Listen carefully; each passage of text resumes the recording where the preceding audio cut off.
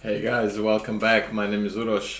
Today we're gonna take a look at a track called Otoko. It's by Volen Sentir Gorje Hewek. I don't know how's it called correctly, but I've listened to the track a couple of times and I noticed some things that I want to share with you.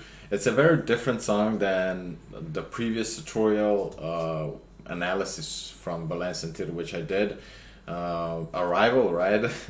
That one got shared by Volen Sentir, so that was pretty cool. And but this track is quite different. It's in A major, so we're just using the diatonic chords, and it has two very distinctive sections to it, right, which repeat throughout the whole track. So let's take a look at what's happening, right? So before we begin, let me just put, I think it's a piano here. Yeah, so we have a piano here. So the track is in A major, right? So the chords. Let's just go quickly through the chords of the A major scale, right? A major has three flats, right? So C sharp, F sharp, and G sharp, right? Those are. Did I say sharps or flats? I hope I said sharps. So the first chord is A major. The second chord is B minor. Third chord is C sharp minor, then D major, E major, and then F sharp minor, and then G sharp diminished, which obviously we're not going to use, right? Right, we're not going to use this one. Okay, those are the chords, but we're only going to be using A major, right? Then F sharp minor, then D major, E major, and yeah, I think that's about it. Those four chords.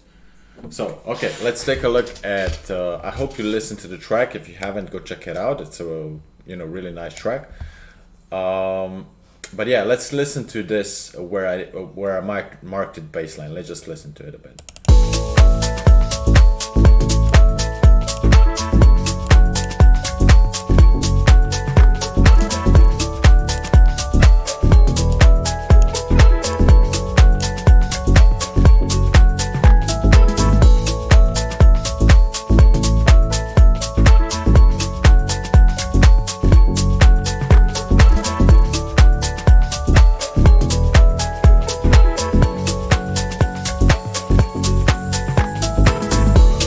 Okay, so let's call this first part, let's call this part A, and the second one will be called part B. So let's just loop this and let's write the chords underneath the track. So we start on A major, right? Like this. Right. So let's write an A major chord here, like this. Going down to an F sharp minor, right, like this, right?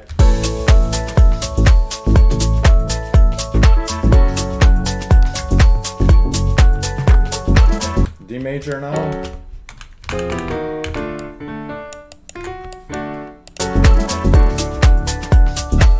E major, right, going up.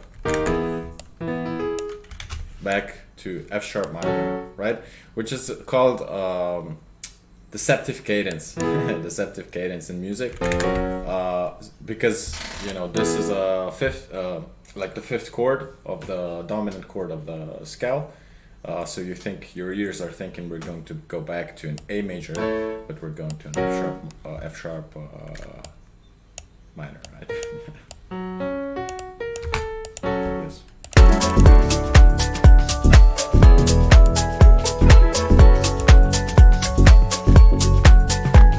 Then at the last chord here is probably like an E major, right? Yeah. And you could invert that chord as well.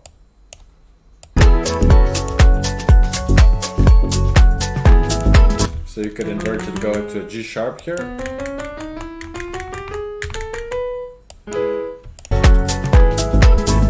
Back to an A major, right? So those are the chords of the first section of part A, right?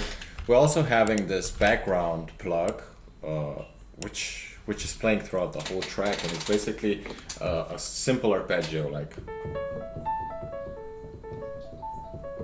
and then to an F sharp minor, right? And I made it here actually, so this is how it looks like. It's been playing already.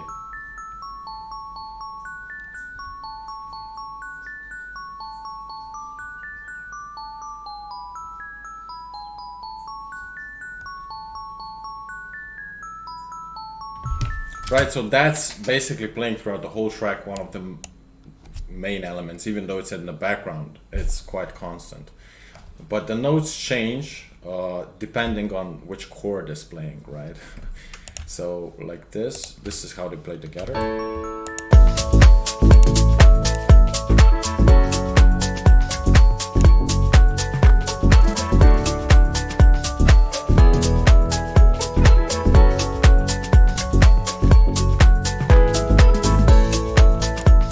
Right, so that's part A, right? Now let's go to part B.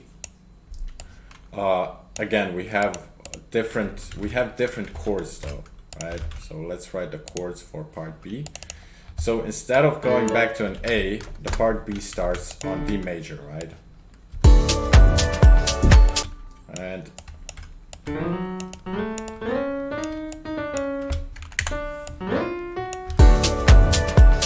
we have the same upward motion as we had before, right?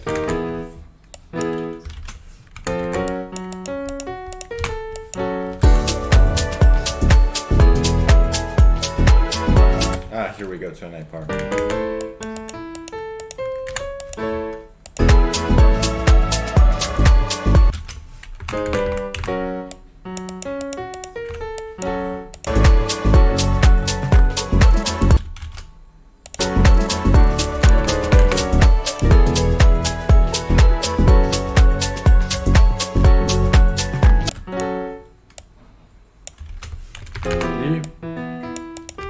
E major, repeat.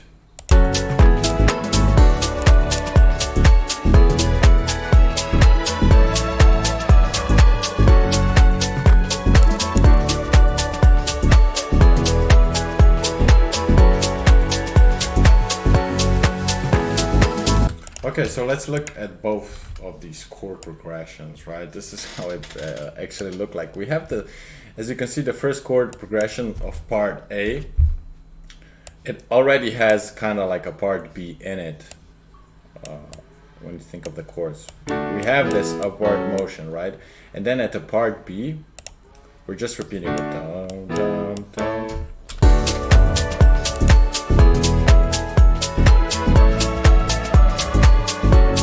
So the chords are actually, we're still using the same chords as in the part B, right? But they're different, right? They're different and the length is different. And so, yeah, this color is not good. And also in the part B, what's important to consider as well is which instruments are playing. We get like this violin, which I made here as well. I put it one octave above so you can actually hear it, because if it's going to be like this, you can't really hear it.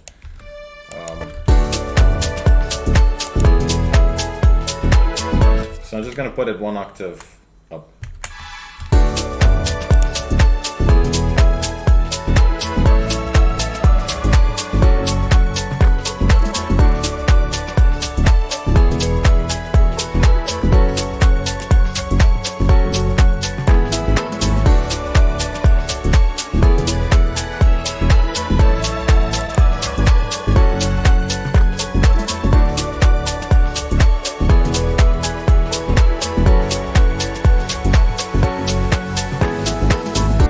Okay, so that was for the part B. In part B, we get the violins and we get the vocals, right? The choir which sings, and it's the whole track goes like this. So we have part 1 in chords and that background stuff. Then we get to part B, which gets us the vocals and the strings and stuff like that. And then we just repeat. You can see I marked it. So here we will get the repeat of theme A, right? After this section, I can just copy the chords.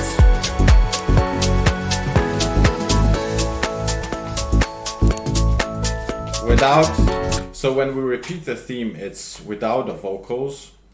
We're just getting another string, kind of string synth, bad instrument, which is playing here if you listen to the original track.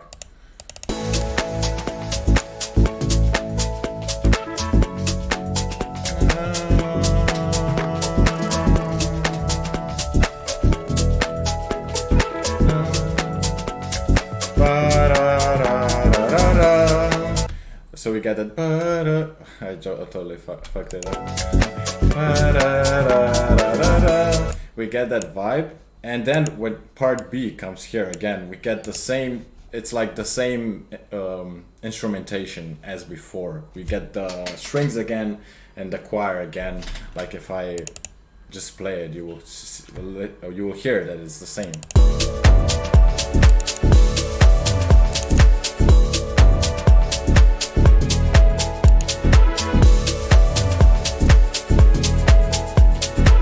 Obviously, here's more. There are more drums because it's more developed, more evolved in the track. But still, and these part A's are also similar, super similar. Here the synth opens later.